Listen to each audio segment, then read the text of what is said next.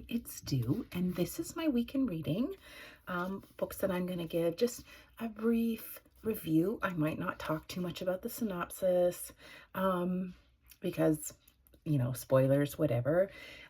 I just will talk about what stood out to me in the book, what I really appreciated, and or some central themes, or something that stood out, for instance, about the writing style or technique, and in some cases a little bit about the story.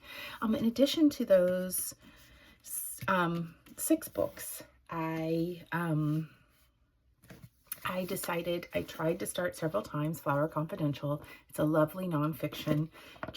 It's not my nonfiction era, and learning everything about the flower trade is something I am interested in, just maybe not right now. So I feel like I need to just put this book back out into little free libraries, and footnote, like, for the future from the library, or if I find it again. And then this is my first full DNF. And I'll talk about that in this video as well. So the prompt for this week was 2-word titles. And in addition to these 6 books and these 2 not finished or on haul without reading, I picked up 2 more physical copies of books with 2-letter titles, which I'm very interested in reading. One is Colored Television by Danzy Senna, and one is Big Chief by John Hickey. And those are only physical copies, so I will be reading them outside or in natural reading light. I found that that's what's best for my eyes and not to get a headache. And interspliced, perhaps because of the very specific way that I'm going to read these 2 books through my next week's reading. So they will be done hopefully within 3 weeks, when they should be returned, or when they're done. About the reviews. The first book, I was excited. This is a very, very recent haul.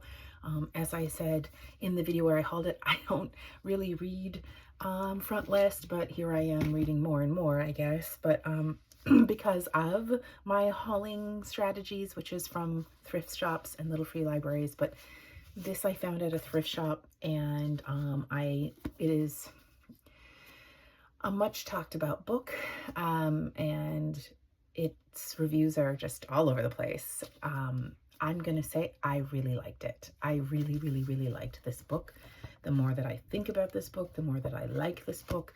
The synopsis that's often given in videos about it is, this is about a woman who's going to go on a cross-country trip, and then she checks into a motel just outside of LA and decides to redo her whole life.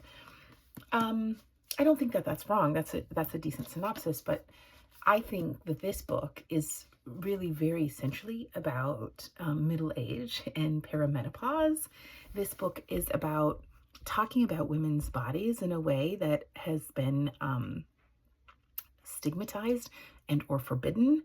And in fact, that makes it seem a bit crass and or vulgar, but I deeply appreciated this description of human body, female body, female sexuality, female discovery in this book, in a way that was very raw and very truthful and very direct, compared to, for instance, the way that female bodies were discussed in this book, which I read last week, which I problematized.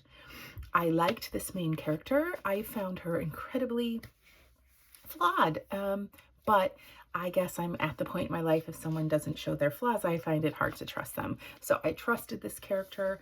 I trusted this author to do the inner workings of this character, because this is very much what's going on inside of somebody's mind as they act these ways, kind of book. I loved this book. I wouldn't necessarily give it a 5-star, but I don't rate books like that anyway. But I would definitely, absolutely, I have several people that I have described this book to, some of the humor, which I really appreciated too, and recommended. This I'm not going to give away. I'm going to put in my favorite little library, because the steward of that little library takes such care in curating that free little library that I hope that they will then discover this book, or however this little free library is being used, that the people who use it treat it with care, honor, and respect, and that they'll find this book and they'll know, as I did, this is up for awards, and be curious, okay, what's all the fuss about? The next book I read had been on my shelf for a really long time. Just for whatever reason, I read a lot, and I have to, you have to actually get to books. This is Ordinary People by Diana Evans, and where All Fours is currently shortlisted for the Women's Prize. I believe Ordinary People was on a long list, if not shortlist, back in, I think it was 2018. Yeah, in 2018.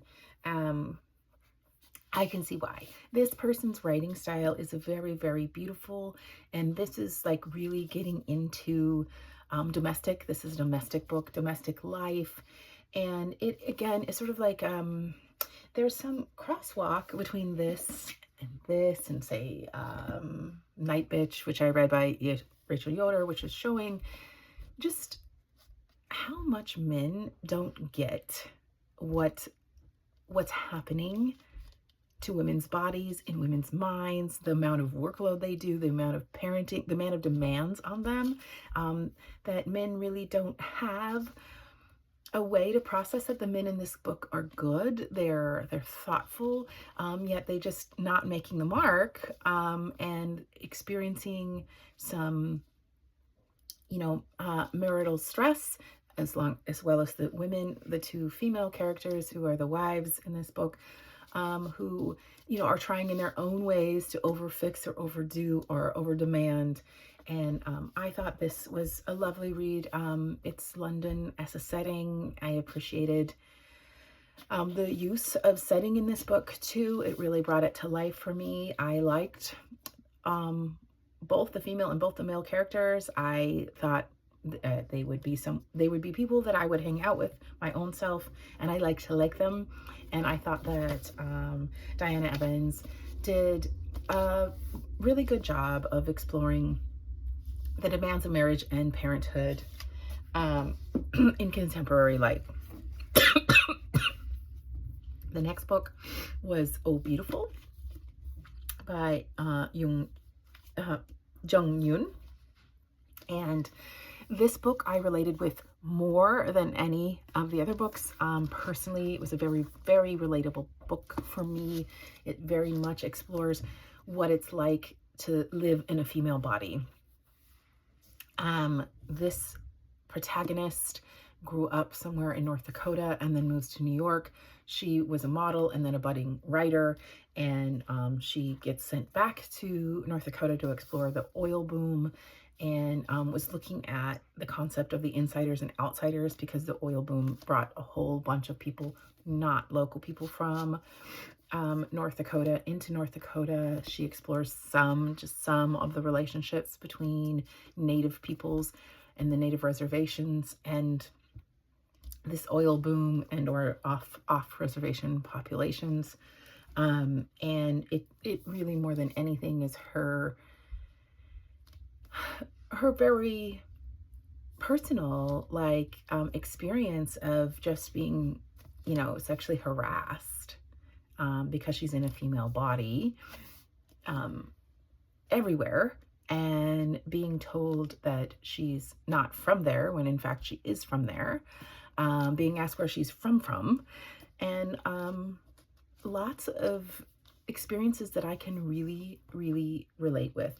This book was written very straightforward, just a story that followed a timeline, beginning, middle, and end, a single protagonist told in third person with some inner workings so that you could experience her frustration and anxiety around all of this that's happening to her, but not really deep as with All Fours, was just so much inner introspection. And I thought that was a great read after the really stylized Ordinary People, where they were dealing with four points of view. Just a quick aside, in between Ordinary People and Oh Beautiful, I thought that I would read You Suck. It's a 2-word title. I hadn't really thought of it, but I said, you know, I need some humor. I need something light. These seem to be quite dense books. And so I gave this a try. I read and tried listening to it. Way too much 1990s style sexism and unexamined racial posturing in this. I would at best call this book for me completely inappropriate, if not fully offensive. And I didn't find it funny at all. I found the subjects that they were using for humor to be, again, thinly and poorly masked sexism. And it really hit home when I read this. I was like, yes, thank you for this, because I tried. I got nearly halfway through this book, and then I decided, no, I'm just not gonna, like, I have some tolerance because, you know, I came up in the 80s and 90s, and that's just kind of how stories were told. And then this book is actually from 2008, and no, just no. I'm not the audience. It's not for me. So not going to finish that one. And it's actually the first book I'm fully just not going to finish in this last reading. A book I usually try to see if there's something that I can redeem or be liked about. But I had so many good books. Like those first 3 that I just talked about, they're so good. There's no reason that I needed to just tolerate something that I just didn't like, and made me feel lots of kind of ways. So the next book I read, which I added on after the TBR video, which was Four Souls. This was a recent haul from the St. Vincent de Paul in Portland, and I'm always excited to find a Louise Erdrich. She's a great author. I was just last night speaking to somebody about her as an author, saying if you don't know her as one of America's greatest, you should, and you should pick up. She's got a long bibliography. I think she's written quite a few books and continues to write and continues to go up for awards and has won awards. Four Souls was great. I loved Four Souls. It was such a fun and even funny story, while also being so incredibly tragic and so incredibly insightful. In this, there's 2 protagonists that actually want vengeance, and they have murderous vengeance, and it doesn't work out for them. It kind of turns out that these bad desires almost backlash on them. There's a lot of very explicit talk about the exploitation and the robbing and the pillaging. They call it a pillager in here, of native lands, the breaking of treaties, the unfair and unjust deals. And there's also just a lot of character development that is so wonderful to meet these characters. Four Souls, or Flora being one of them, whose point of view we never get. We get her story told from different points of view, and I love that as a technique. And yeah, I recommend Four Souls. I do. I recommend Four Souls to anybody. This was such a good book, and yeah, I'm a big Louise Erdrich fan, so I can't say enough good things about this book.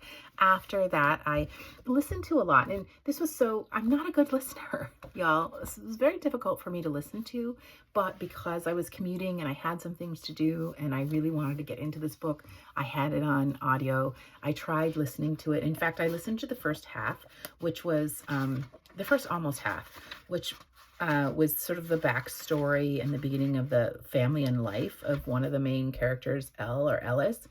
And then said, nah, I picked up reading when we went to Michael. The description of this book says it's a love story, but not quite. And it's both, beautiful and heartwarming and heartbreaking. And yes, that is true of this book. This writer has stylized writing and moves kind of in and out of time, weaves the lives of characters and setting together in a way that I find is very, very beautiful. And yes, tells a love story, but not quite, right? There's a lot of heartbreak.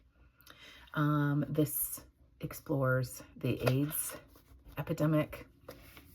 And so some trigger warning in there because there's some really heartwarming and difficult scenes about the reality of that. And you don't leave the book feeling hopeless, which I find is actually really a good technique of this. This author tackled some really heartbreaking subjects, and you don't leave it feeling hopeless, but you do leave it feeling pretty emotionally informed about the kinds of struggles that the two protagonists, the love interests, go through. Dear Edward was exactly what I needed after all of that reading. It is absolutely a heartwarming book. And in that way, not that there's not tragedy, there's certainly tragedy. It's absolutely a coming of age book, which is one of my favorite themes. It's coming of age in a really extreme situation where there's a sole survivor of a plane crash, and he's a 12-year-old boy. And then he has to sort of grow up without his family and as the sole survivor and live with all of that and what it means to be him. Now growing up with an aunt and uncle and missing especially his brother. I loved the exploration of siblingry in this book, first with a brother and then with a chosen sibling, which I guess I shouldn't say because I think they later fall in love. And I thought there was an interesting choice that Anna Napolitano did to make those two characters sort of start to develop love. And that, I guess, is a spoiler, so don't listen to me, because I found that they very much relied on each other as siblings in their youth. And I thought that almost all of this author's choices were sweet, endearing, and heartwarming. And it was just a great book to end this sort of reading epoch on. And I know that I've added 2 more, but they're going to be interspliced into my next one, because it was heartwarming and palate cleansing after a lot of really deep and really emotionally engaging and even emotionally draining sort of experiences in the former books before this. So that's it. My 2-word title, Weekend Reading, with 2 more most likely to be read in the next week or so, and they'll show up in, just the review video of maybe next week's reading, or maybe I'll make just a short video for just those 2.